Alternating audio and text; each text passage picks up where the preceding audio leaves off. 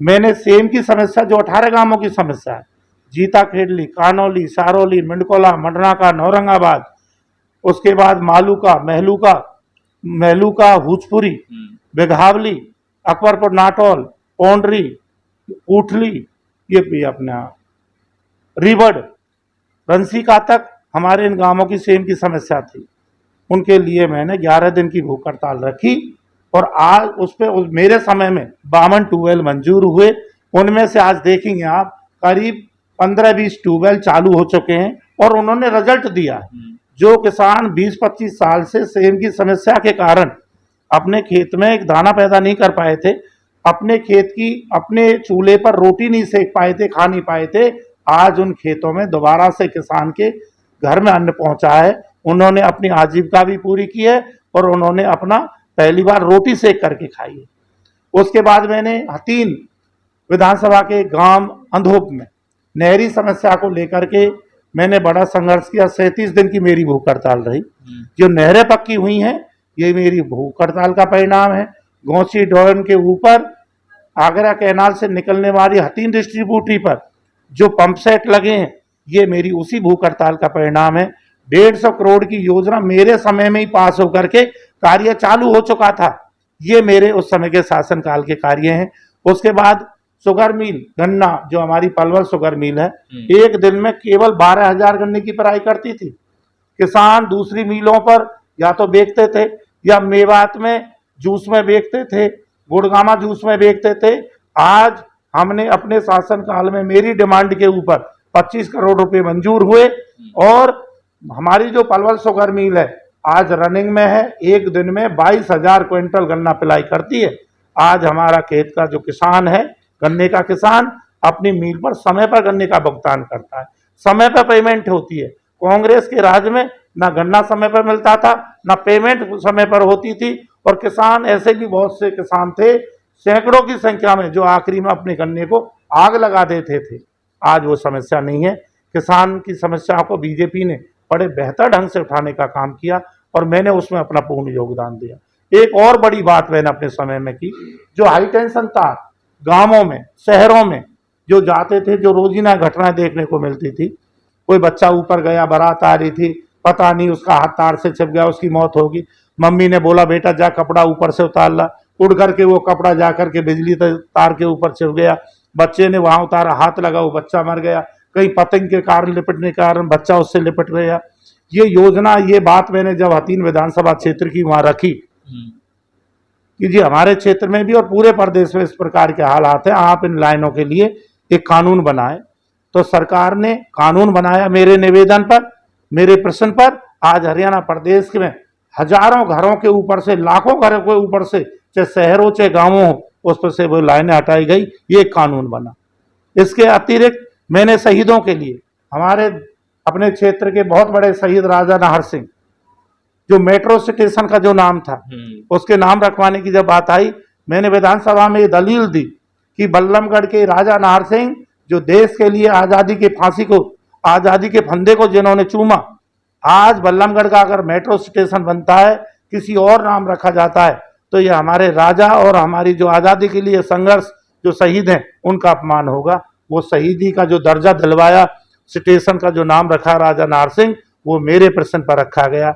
हतीन क्षेत्र में ना जाने कितनी इतनी, मैंने अपने समय में एक भी सड़क पर गड्ढा नहीं छोड़ा।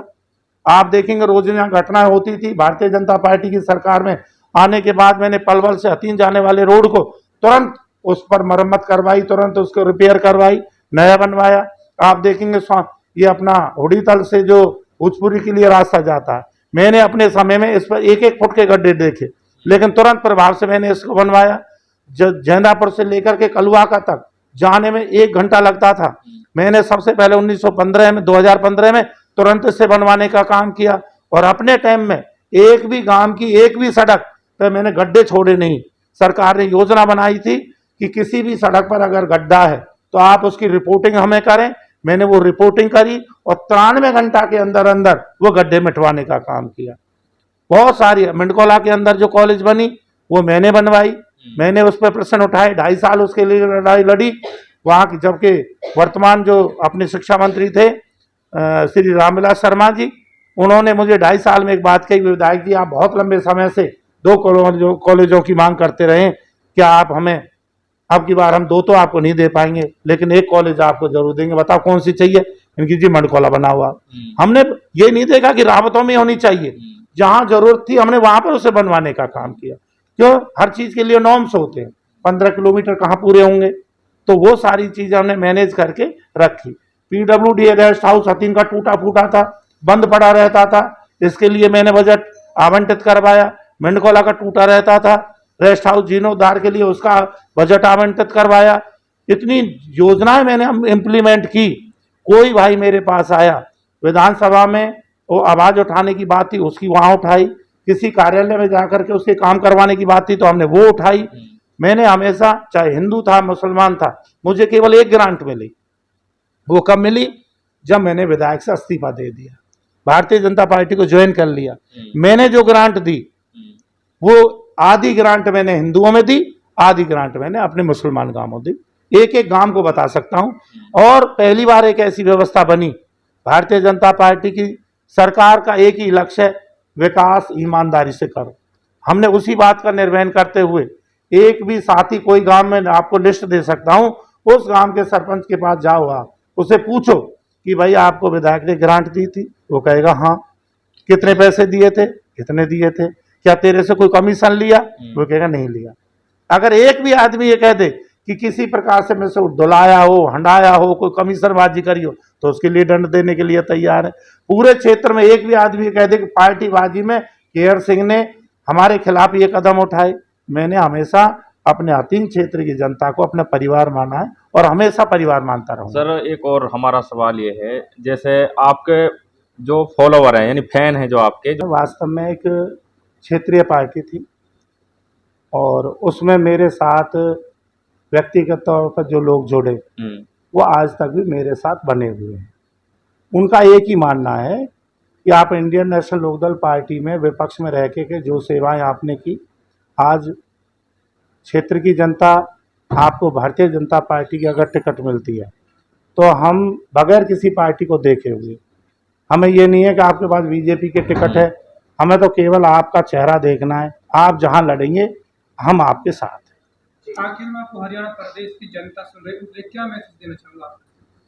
मेरा तो एक ही मैसेज है, आज विकसित भारत का जो सपना माननीय देश के प्रधानमंत्री नरेंद्र मोदी जी ने दिया और हरियाणा का विकसित मुद्दा जो उठाया, आवाज़ उठाई मनोहर लाल खट्टर जी ने और आज के हमारे मुख्यमंत्री नायब सिंह सैनी जी ने, कि मेरा हरियाणा विकसित हो, हर हाथ को काम मिले, हर आदमी को सुरक्षा मिले, मूलभूत सुविधाएं मिलें, उस पर भारतीय जनता पार्टी निरंतर काम कर रही है।